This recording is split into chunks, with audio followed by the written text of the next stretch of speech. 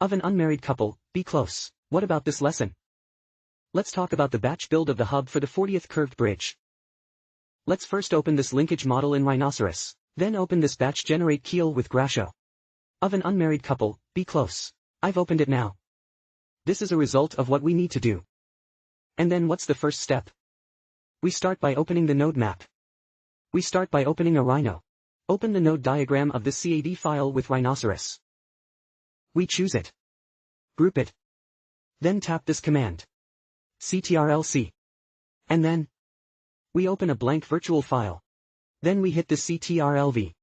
We paste it into this blank file, then tap OK. You'll see if it's connected yet. That's all you need. Default for working Windows right-click. What about this right-click? It's meant to show you everything that's been painted.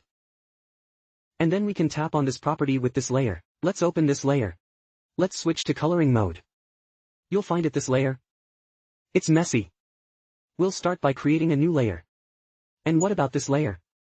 We can name it a node graph, and then hold Shift on these. Check it from top to bottom. Leave this one unchecked.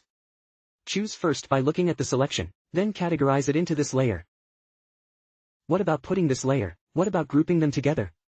It's to make it easier to hide it once the layers are categorized. We choose it. CTRL-C on it again.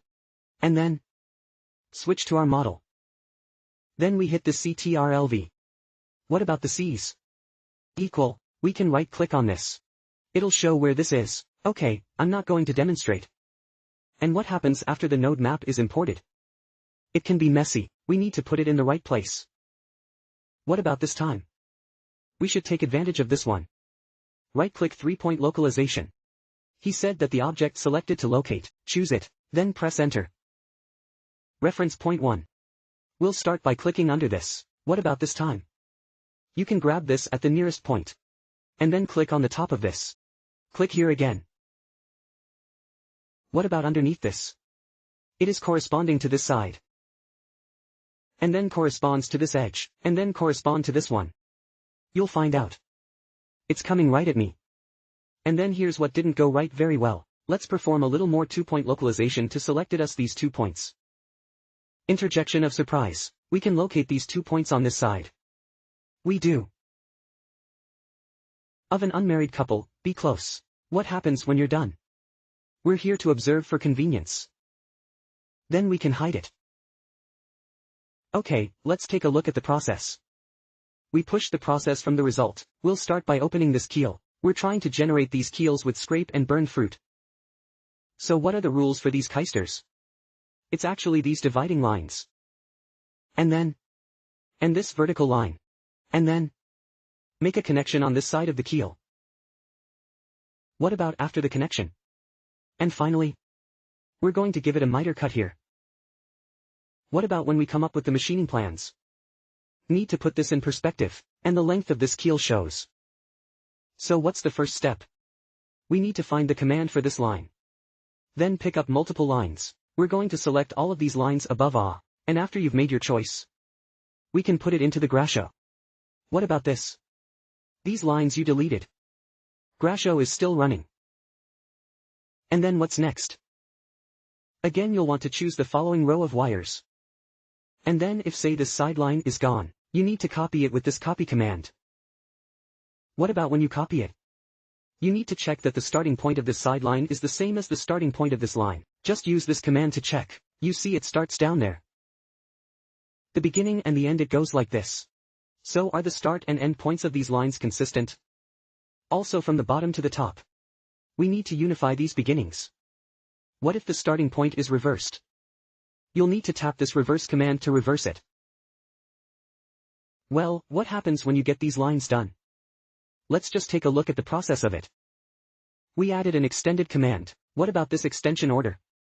It can be extended in addition to. You can also enter negative values for it. What about negative values? It is shortening, you see, because of this keel later.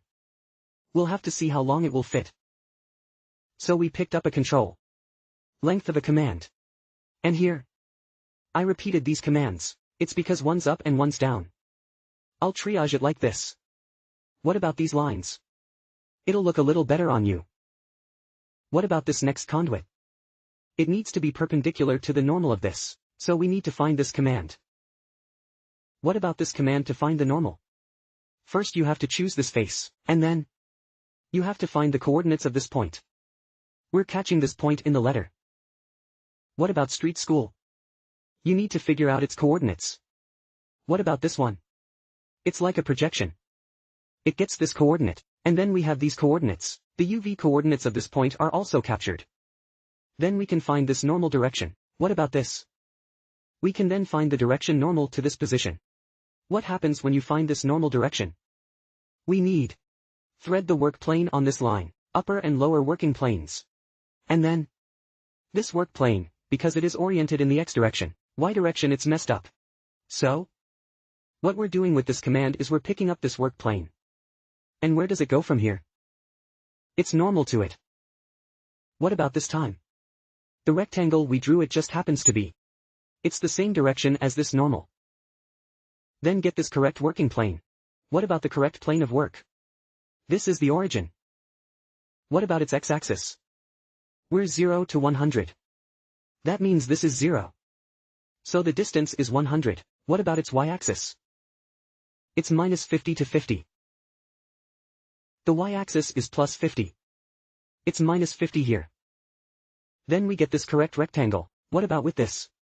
We can then monorail select this line we picked up, and then add this one rectangle. We can then monorail sweep it out. Well, that's a good rectangle. It corresponds to this line, so we need to add one of these saplings. Letting the dotted line correspond to the dashed line is a one-to-one correspondence. I'm trying to get this to cross over. It'll look better. I chose to hide this. Hiding it presents this one. You're the only one who picked it. That's how you can see past this line. Good to get this one. Alike. We put it straight CTRL-CL-CTRL-V. Copy it and copy it below.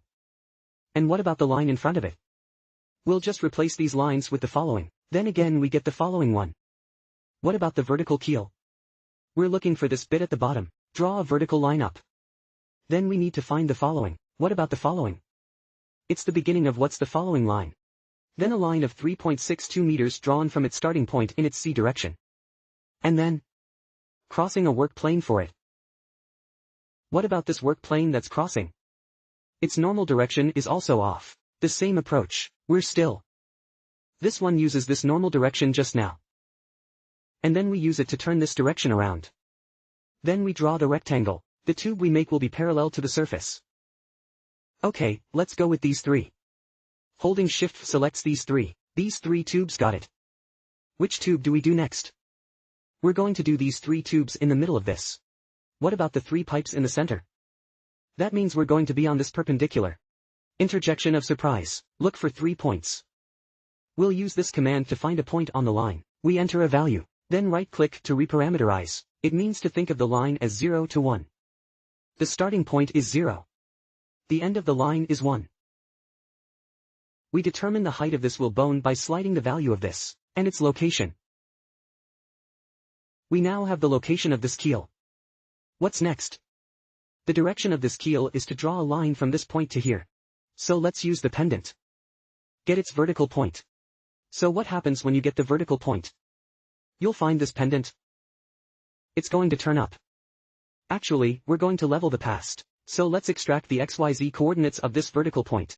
What about its height? It needs to be consistent with it. It can't be higher than that. So let's find the XYZ of this point as well. What about the height of this vertical point? We'll take the height of this point, then the droop is down.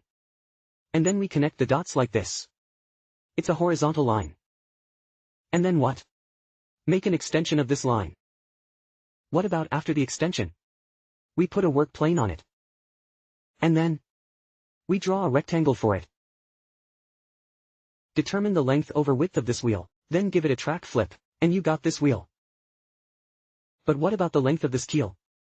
It'll stick out. We said there'd be a keel here by then. We're gonna cut a corner on it. So we'll give it the go-ahead to add a calcium. Because it's time for Boolean knots.